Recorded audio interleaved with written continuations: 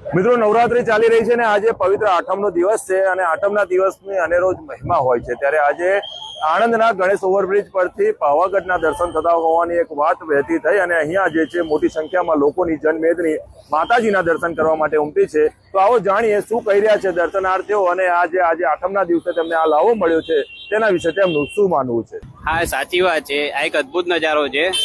મારી લાઈફમાં આજે 36 વર્ષમાં પહેલી વાર જોયું કે આણંદથી આપણે પાવાગઢ ઓલમોસ્ટ 60-70 કિલોમીટર દૂર છે, 80 કિલોમીટર દૂર છે અને અહીંયાથી આપણને આઠમના દિવસે નવરાત્રીનો એક માતાજીનો તહેવાર છે। આઠમના દિવસે આપણને માતાજીના દર્શન 80 કિલોમીટર દૂરથી દેખાય છે, એ બી નરી આંખે।